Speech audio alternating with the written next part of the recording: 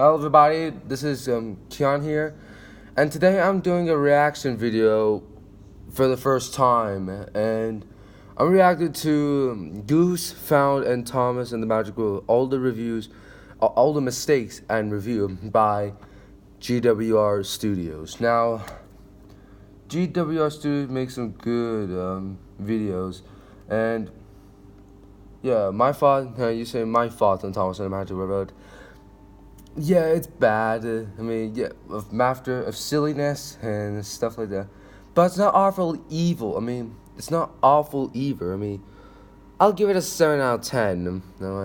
Anyway, without further ado, let's react to it.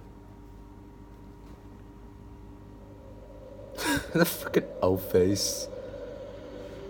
Actually, I've seen his videos a couple of times. Seriously. Goof films. Okay.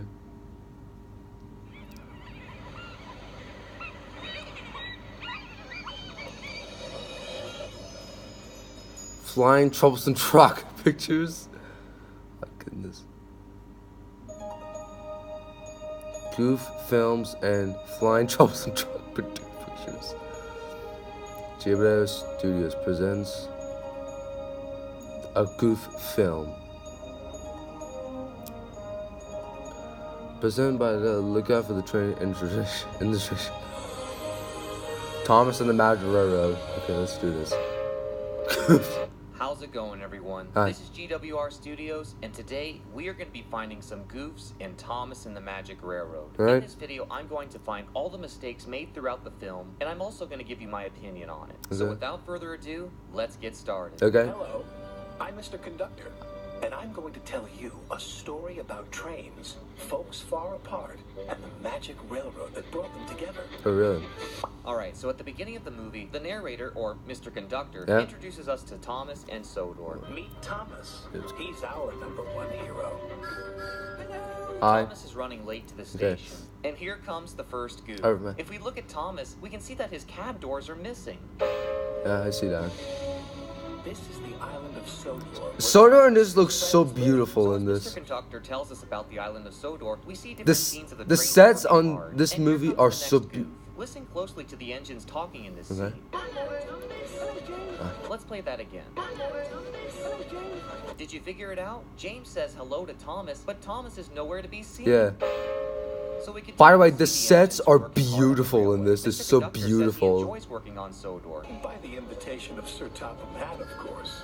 So things Love are the looking colors. pretty good on Sodor, but Thomas is running a little bit late. Gordon counts the seconds Silly that Thomas Thomas. is late. 5, 6, 7, 8. But finally, Okay. Thomas shows up to the station. Now this next goof is incredibly bad, and I can't Why? believe I never noticed it. Take a look at Gordon's cylinder. Look at the big chunk missing. Wow. This is Thomas's first time on the big screen, and you use a model of Gordon with a chipped cylinder? Yeah, I mean, they even got Mara Wilson in this. I mean, how can they mess this up already? Yeah, this is 100% goof by there. That's a really bad goof. Yep. I'm counting how many seconds late you are. So Gordon's a jerk to Thomas, and he tells him to read the Yeah. sign. The sign says Sodor Railway, really reliable and right on time. But did you ever look at Thomas's eyes while he was reading the sign? He's reading it backwards. Oh, really? Really reliable and right on time. So after Gordon makes fun of Thomas for being late, Thomas tells Gordon that he has to meet Mr. Oh, Conductor. really? I'm meeting Mr. Conductor. As it turns out, Sir Topham Hatt is on a holiday, and Mr. Conductor is watching over things while he's gone. But then, without a moment's notice, a diesel flies through the station, Yeah. kicking up dust all over Thomas and Gordon. But did you notice that Thomas shifted a little bit? Yeah. Right after Diesel 10 goes by and the cloud of dust flies in the air, Thomas moves to the left. Unless you're looking for this goof, it's not very easy to spot. So the diesel goes off into the distance, and Gordon is horrified. Diesel 10's back. We find out from Thomas that the diesel is named Diesel 10, and he hates steam engines. But my question is, where did Diesel 10 come from? Yeah, I mean, we don't know much about his backstory. I mean, we all know he hates steam engines, but my thought that, is he illegally built? I mean, we don't know much about him. I mean, we know much about his future, but we don't know much about his backstory. I mean, just a little bit ago, Gordon was shaking in fear, and what he said was, Diesel 10 is back. Diesel 10's back! Why would Sir Topham Hatt allow an evil Diesel to come back to work on his railway? Either Sir Topham Hatt doesn't believe Diesel 10 is evil, or he just doesn't care about the steam engines. So Thomas and Gordon both agree. If he doesn't care about steam engines, he would scrap them already. We leave the world of Sodor, and we go to where Mr. Conductor lives. Shining time. And this is where we hear the first song of the movie. Every now and then, there appears a sign. Okay, this is not Shining Time Station. This is what Shining Time Station really looks like. Not only did they get the shape of the building wrong, but they also got the color wrong. So we see. Oh, by the way, I never seen the show yet. I didn't even know it have his own show. For the first time. These people are doing such random things at a train station. I mean, we got a guy juggling, some girls throwing bats back and forth, I guess. And who carries a fishbowl with them to a train station? Yeah. Looks like he's gonna drop it. So now we know how old this movie is. There's a telephone booth in it. Yeah, I mean, this takes place in 2000. Now, there's a lot of people that make fun of this song, but it's really not that bad. It kind of welcomes you to the station, and it gives you a feel for where Mr. Conductor lives. But I still don't understand how Mr. Conductor did this. I guess he can just move things with the movement of his hands. Yeah. So in the very next scene, we cut back to the island of Sodor. And of course, there's another goof. In this shot of Thomas, we can see his wheels move a little bit, and then they just kind of slide on the rails. Wow. Again, how do you mess this up? Yeah. This is Thomas's first movie, and you can't even get a rolling shot of Thomas right. So Thomas heads off to TATMR's sheds. At the sheds, we see that James is already there, and he's trying to shoo a fly away. That is still buzz off. Now, if you look at Thomas's door, you'll notice that there's something moving back and forth. I'm not sure if it's supposed to be a door that's just not painted or what the deal is. But whatever it is, it's gone in the next scene. Botheration. Wouldn't it have made more sense if he said, "Bust my buffers"? Yeah. You weren't concentrating, Thomas. Whoever chose the voice actor for James did a pretty bad job. Lucky for you that the buffers were there. He sounds like I mean, he has a high-pitched voice, by the way. Bossed around by Gordon, and now he's being bossed around by James. As it turns Yeah, out, everyone's a James is in jerk the to sheds Thomas because he wasn't in behaving, this. and Sir Topham Hatt wants him to stay in there to learn a lesson. But then along comes Diesel 10 to cause some more trouble. Help you? Diesel 10 tells James and Thomas that they're worn out pieces of metal. But while Diesel 10 is talking to James and Thomas, a train car in the background appears and disappears. Now, I've come back to find a lost steam engine. He wants to destroy the lost steam engine and take over the railway. Thomas fires right back at Diesel, and he heads off to find Mr. Conductor. And here's another goof. If you look at the background, you can see the end of the set. Oh. So next we head back to Shining Time, and we're introduced to two new characters. A boy named Patch and a dog named Mutt. You hear that train whistle sooner than it hears it. Patch kind of remind me of Billy Jack Two from the Feathers driving Titanic. a train.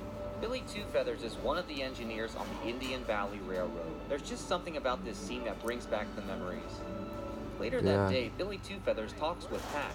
He had just finished painting the sign and was wondering what the strange lines were on the map. They look like straight railroad tracks, but I can't see any tracks around here except for the ones that you travel on. Billy Two Feathers tells Patch that Indian Valley is mysterious. But Patch can't stay because he has to help Burnett Stone at Muffle Mountain. Does Burnett Stone ever? Hey look, there's the fly that was bothering James. Yeah. In the next scene, we cut to Muffle Mountain. And this is also where we first see Burnett Stone. Oh, rest in peace, Pure Fonda. He recently died, by the way. Rest in peace. We then abruptly cut back to Shining Time Station. And this is where we're introduced to Stacy Jones, the manager of Shining Time Station. Hello, Shining Time Station Manager Stacy Jones speaking. Seriously, what is this kid's problem? He's just giving his fish away. I'll miss you, Goldie. Now I'm going to tell you the next mistake this movie made. We're at Shining Time Station, and Schemer is nowhere to be seen. Now, for those of you who don't know, Schemer was one of the main characters from Shining Time Station, and he was the funniest character on the show. Really? For whatever reason, he doesn't make an appearance in this movie. But anyway, Stacy Jones shows Billy Two Feathers an old drawing that... By the way, I never seen the show yet. Stone. Meanwhile, at Muffle Mountain, Patch finds Burnett with the mysterious. And I'm really sad that Peter Fonda died. The mysterious engine is named Lady. Burnett tells Patch that Diesel 10 chased Lady and caused her to crash. Burnett brought Lady back to Muffle Mountain, hoping to fix her back up, but unfortunately, he hasn't been able to. Jesus precious is cool. We then cut back to Rest the in island peace, of Peter Sodor, Fonda. where we Rest see in Diesel peace. 10 and his minions Splatter and Dodge. Man, I love these two. They kind of remind me of Diesel 10 tells Splatter. Splatter kind of. Splatter kind of remind me of like Starscream. No. Dodge is kind of like Starscream from Transformers, and Splatter kind of reminds me of like Scrap It from Dino Trucks. Like, also wants to get Mr. Conductor. With pitch? that claw. The support on Diesel 10's roof is missing. Yeah. In the previous scene, we saw all the supports on top of Diesel 10's roof, but in the next scene, they're gone. I hate it when you do that. Back at Shining Time Station, Mr. Conductor shows up. All aboard! It is a very important day. So Mr. Conductor tells Billy. But if you saw there's two people there, I'm actually in Stacy Jones. But before he leaves, Stacy shows him the drawing she found. America. Mr. Conductor tells Stacy he's puzzled by the drawing because it looks a lot like the island of Sodor. But ever since the magic engine disappeared, gold dust has been the only way to get there. So after saying goodbye, Mr. Conductor leaves for the island of Sodor. Sparkle, sparkle, sparkle. Man, I love that sound effect. When Mr. Conductor arrives on Sodor... By the way, if you saw those people, that's my grandma and my mom. I have to get my orders. I mean, my grandma's from Iran or Tehran. I mean, I'm in America right now. Uses gold dust to keep Diesel 10 in order. Why does this poster show up everywhere throughout this movie? We saw it at the beginning of the movie, and we're seeing it again. And I think later down the line, we're going to see a close-up of it. Back at Muffle Mountain, Burnett Stone is worried about Lady. He's afraid he'll never be able to fix her. Meanwhile, Burnett Stone's granddaughter, Lily, is on This lady, this girl. to the train station. But I never understood this scene. I'm gonna go up this way. She goes up a fire escape instead of just going through the door. Is she gonna go up there and then go downstairs or something? Or where is she going? And what parent would let their kid do this? I mean, not only is it a stupid thing to do, but it's a rainy day. She could slip on that stair and seriously get hurt. You're coming with me to Grandpa's Bluebird. I know how much you like to travel. Isn't she a little old to be talking to a stuffed animal? Yeah. We then cut back to the island of Sodor. The engines were working. The hard, lighting, but the trying their sight best not to get are bullied so by Diesel 10. beautiful. But take a look at the engines at Tidman's sheds. If you look at Percy, you'll notice that the bottom of his firebox is white. But in the next scene, it's green. By the way, we don't give it. Tells the other engines By the way, we Lady don't is get to more see powerful Edwin than here, for Diesel God's will ever sake. be, because she's a magical engine. That's why he wants to find her. The engines decide. And also, this never I don't understand. Like, does Diesel 10 want it or does he want to destroy it? It never explains in the movie, by the way. And also, this is one of my problems with this movie. Edward is nowhere to be seen. I mean, Edward is not in this movie. I'm really angry about it. I don't care if his model never got finished. I mean, you could like use a stock footage from the show. They want to go find Lady before Diesel 10. But just when Thomas was about to leave the sheds, Harold the helicopter flew over. But what Thomas didn't know was that Diesel 10 had put sneezing powder everywhere. This caused the powder to get all over the engines, even Splatter and Dodge. This must be Diesel's doing. Look how clean Splatter and Dodge look. Just a little bit ago, they were practically white, covered in sneezing powder. But in the very next scene, they're both clean. We then see Mr. Conductor and So Sir Topham Hatt Hat's needs you. office. Okay. He's reading a letter that Sir Topham Hatt left. Sir Topham Hatt, where were you? How is that possible? Yeah. Before Mr. Conductor lays down on the floor, the picture frame is already past the desk. There's no way he's gonna catch it in time. But somehow the picture frame goes back up into the air so that Mr. Conductor can catch it. Yeah. I'm not buying it. Yes. Oh, good afternoon, sir. So Mr. Conductor talks with Sir Topham Hatt on the phone. Sir Topham Hatt wants Mr. Conductor to make sure I think that's the picture of Lady Hat from season 5. Liable. Really useful. That night, all the engines were sleeping in the sheds. Mr. Conductor was tired. By the way, but why he is was there a having little hole trouble in falling the asleep. sheds? What happens next is really strange. So who dropped the ball then? Where did that ball come from? It's not like Thomas kicked it. I think the sheds are haunted. Yeah, I mean, Thomas has no legs. Well,